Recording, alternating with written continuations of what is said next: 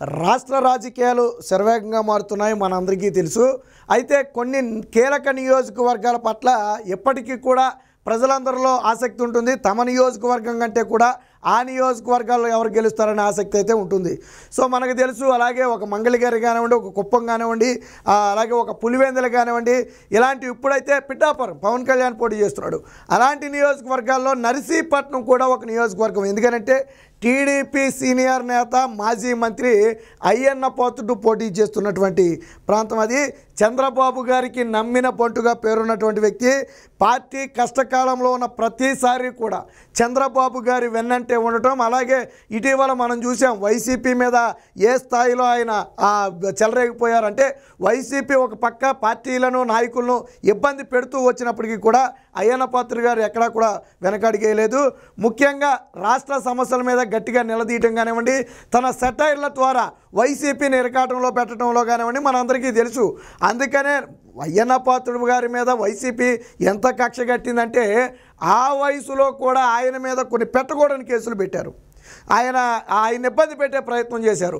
రాత్రులు ఇంట్లోకి చొరబడే ప్రయత్నం చేశారు. ఇంటి గోడలు పడగొట్టే ప్రయత్నం చేశారు.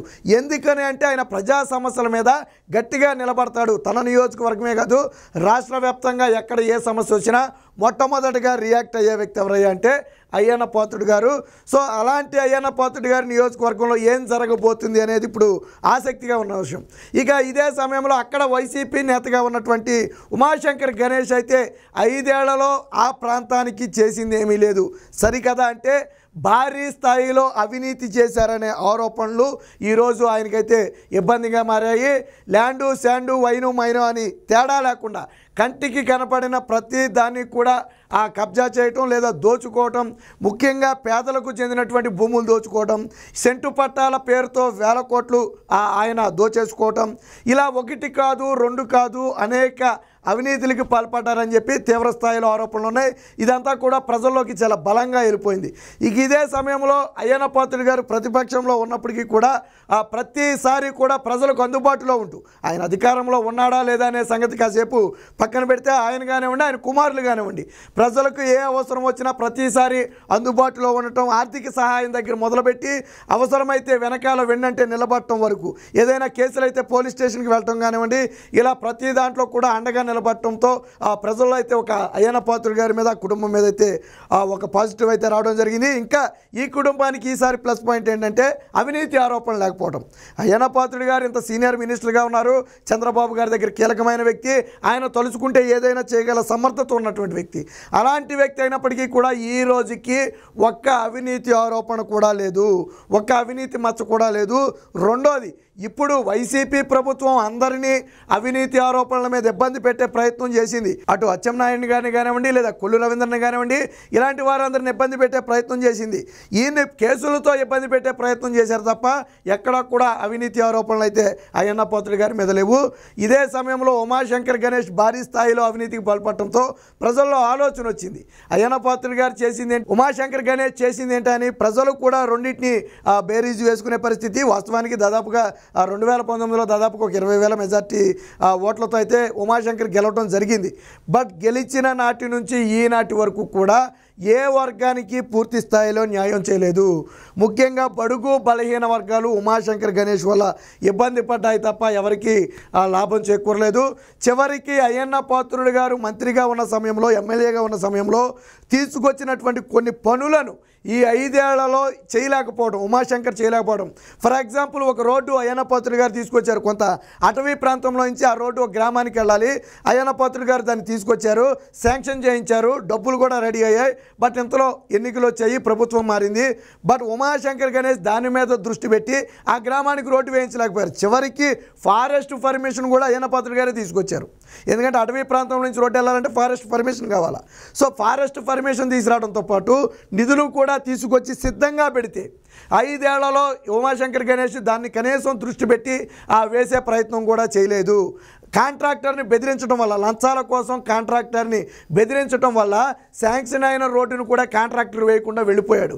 5 ఏళ్ల తరువాత ఎప్పుడైతే ఎన్నికల నోటిఫికేషన్ వచ్చిందో, ఎప్పుడైతే ఈయన పవర్స్ అన్నీ కూడా తగ్గిపోయాయో, ఉమాశంకర్ పవర్స్ తగ్గిపోయారో, అప్పుడు రోడ్లు వేయటానికి సిద్ధమయ్యారు. ఎందుకనని ఇప్పుడు కనుక మేము వేసేస్తే నెక్స్ట్ వచ్చేది తెలుగుదేశం ప్రభుత్వమే, నెక్స్ట్ అయ్యన్న పాత్రుడు గారు వస్తే ఖచ్చితంగా బిల్లులు ఇస్తారనే ఒక నమ్మకం.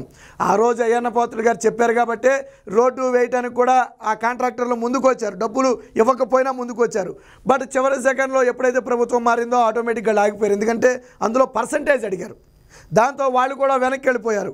ఇప్పుడు మళ్ళీ రాబోయేది తెలుగుదేశం ప్రభుత్వమే. ఇక ఎన్నికలు కూడా వచ్చింది కాబట్టి ఉమాశంకర్ ఏమీ చేయలేడు కాబట్టి ఇప్పుడు రోడ్డు వేసే ప్రయత్నం కూడా ఆల్రెడీ జరుగుతుంది. అంటే చూడండి, చంద్రబాబు గారి హయాంలో ఆగిన పనులు మళ్ళీ ఆయన వస్తాయనే మొదలవుతున్నాయి. సో అయ్యన్న పాత్రుడు గారి మీద కూడా అక్కడ ఉన్నటువంటి ప్రజల్లో ఉన్నటువంటి నమ్మకం అది.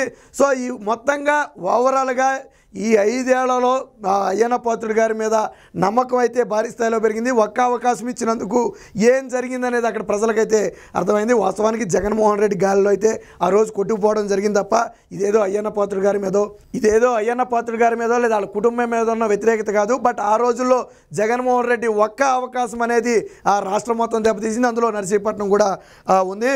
సో మొత్తంగా ఇది ఇక అంటే ప్రస్తుతానికి మనకు అందిన సర్వే ప్రకారం నర్సీపట్నంలో ఎవరికి ఎంత పర్సెంట్ అంటే ఆ మండలాలు లేదా ఆ ప్రాంతాల వారీగా మనం పరిశీలిస్తే ఎవరికి ఎడ్జుంది, ఎన్ని ఓట్ల తేడాతో గెలవబోతున్నారు అనేది మన దగ్గర అయితే ఒక సర్వే ఉంది. ఒకసారి దాన్ని చూసే ప్రయత్నం చేద్దాం.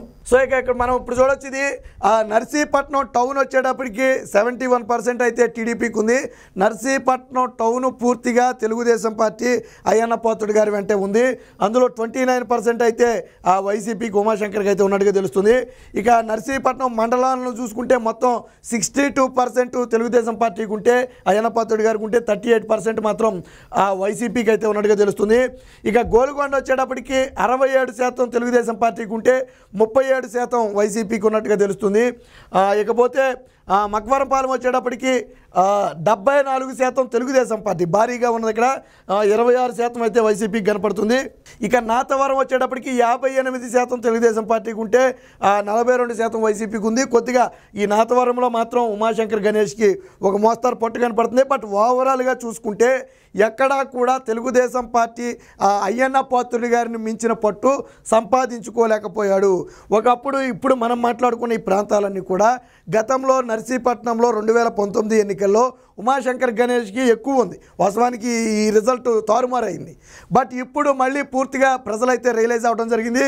మళ్ళీ అయ్యన్న పాత్రుడు గారి వెంటే మేమంతా ఉంటామని చెప్పి వాళ్ళైతే డిసైడ్ చేయడం జరిగింది. ఓవరాల్గా మనకు అందుతున్న సర్వే ప్రకారం 18,000 నుంచి 22,000 ఓట్ల మెజారిటీతో అయ్యన్న పాత్రుడు గారు అక్కడ గెలవబోతున్నారు.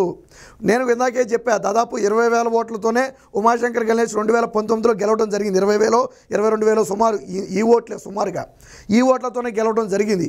ఇప్పుడు అదే ఓట్ల తేడాతో ఇక్కడ తెలుగుదేశం పార్టీ నుంచి అయ్యన్న పాత్రుడు గారు అయితే నర్సీపట్నంలో గెలవబోతున్నారు. ఇక మనకు తెలుసు, ఇక ఆయన గెలిస్తే ఖచ్చితంగా మంత్రివర్గంలో ఉంటారనేది తెలుసు.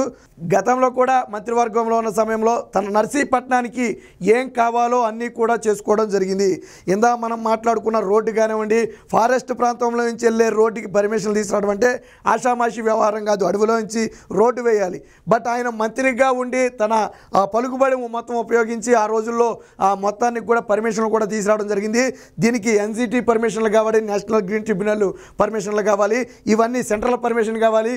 ఇవన్నీ కూడా అయ్యన్న పాత్రుడు గారు మంత్రిగా ఉన్నప్పుడు చేసినవే. బట్ అన్నీ తెచ్చిపెడితే ఉమాశంకర్ గణేష్ మాత్రం ఆ ప్రాంతానికి రోడ్డు వేయలేని పరిస్థితి. బట్ ఇప్పుడైతే రోడ్డు అయిపోతుంది. రెండోది, ఏదైతే ఇప్పుడు తెలుగుదేశం పార్టీ ప్రకటించినటువంటి సూపర్ 6 ఉందో అది కూడా ప్రధానంగా తెలుగుదేశం పార్టీకి కలిసి వచ్చిన అంశం. ఇక వైసీపీలో కొంత విభేదాలు కుమ్ములాట ఉన్నమాట వాస్తవం. ఎందుకంటే సొంత పార్టీ ఎమ్మెల్యేని వైసీపీ నేతలను నమ్మటం లేదు. అక్కడ ఉమాశంకర్ గణేష్ వల్ల సొంత పార్టీ నేతలకు కూడా నష్టం జరిగింది, కానీ అక్కడ కూడా లాభం జరిగిన పరిస్థితి లేదు. దాంతో వాళ్ళు కూడా ప్రచారానికి దూరంగా ఉండటం.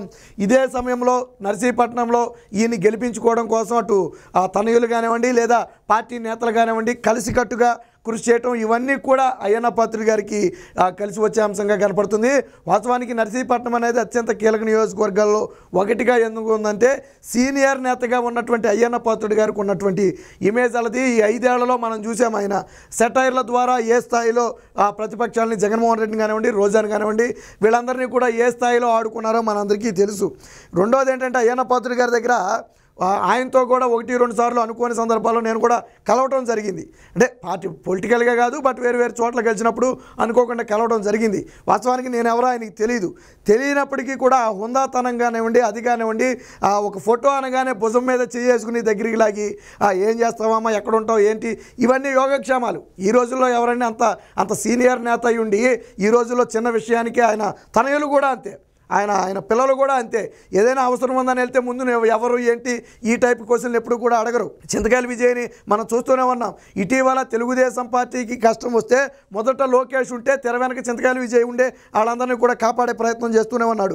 ఎన్ని కేసులు పెడితే చింతకాయల విజయ్ వాళ్ళందరినీ కూడా లీగల్గా అడ్వైజ్ చేయడం, వాళ్ళ టేక్ కేర్ తీసుకోవడం, ఇవన్నీ కూడా అందరికీ తెలిసిందే. ఇప్పుడు కూడా ఐటీడీపీని ఆయన చూసుకుంటూ ఉన్నారు. సో వాళ్ళ క్రెడిబిలిటీ ఏంటంటే ఇదే. అటు అయ్యన్న పాత్రుడు గారు కూడా అంత సీనియర్ నేతగా ఉన్నప్పటికీ కూడా ఎక్కడ భేషజాలం ఉండదు. మనం నుంచి మాట్లాడితే ఆయన నుంచి మాట్లాడతాడు. ఆయన స్థాయి ఏంటి, మన స్థాయి ఏంటి, అయినప్పటికీ మనం నుంచి మాట్లాడితే ఆయన కూడా నుంచి మాట్లాడతాడు. వయసు రీత్యా ఇబ్బంది పడుతున్నప్పటికీ కూడా ఆ హుందాతనం అనేది పోలేదు. అంటే ఎందుకు ప్రజల్లో మంచి పేరు ఇన్నేళ్ళు ఉన్నా ఆయన మీద ఎందుకు మంచి పేరు ఉంది, ఆయన మీద ఎందుకు అవినీతి ఆరోపణలు లేవంటే వాళ్ళ వ్యక్తిత్వం, వాళ్ళ క్యారెక్టర్ అలాంటిది. సో అదే ఈరోజు అయ్యన్న పాత్రుడు గారికి, ఆ కుటుంబానికి అయితే ఉపయోగపడుతుంది. ఖచ్చితంగా ఈ 5 ఏళ్ల పాలన చూసిన తర్వాత అయ్యన్న పాత్రుడు గారి లోటు ఏంటనేది అక్కడ ప్రజలకైతే అర్థమైంది. మొత్తంగా ఓవరాల్గా చూసుకుంటే అయ్యన్న పాత్రుడు గారు నర్సీపట్నంలో ఈసారి దాదాపుగా 20,000 ఓట్ల మెజార్టీతో అయితే గెలవటం ఖాయమని తెలుస్తుంది. ఎట్టి పరిస్థితుల్లో కనీస పోటీ ఇచ్చే పరిస్థితి కూడా వైసీపీకి లేదు. ఎందుకు అంటే ఇప్పటివరకు మనం చెప్పినవి సొంత పార్టీ నేతలే వాళ్ళ పార్టీ నేతలను నమ్మే పరిస్థితి లేదు. ఎందుకంటే దాచుకోవడం తప్ప ఏ రోజు ఎవరికి పెట్టింది లేదు. బట్ ఈ సమయంలో వచ్చి ప్రచారం చేయాలి, కూడా తిరగాలంటే ఎవరు తిరుగుతారు? ఇదే సమయంలో అయ్యన్న పాత్రుడు గారు మాకు కావాలని చెప్పి స్వచ్ఛందంగా అందరూ వచ్చి ముందుగా ఆయన కలుసుకట్టుగా ఆయనకి ప్రచారం చేయటం, అవన్నీ కూడా కలిసి వచ్చే అంశాలు. మొత్తంగా కీలక నియోజకవర్గమైనటువంటి నర్సీపట్నంలో తెలుగుదేశం పార్టీ తిరుగు లేకుండా విజయ డంకా మోగించబోతుంది అనేది మాత్రం వాస్తవం.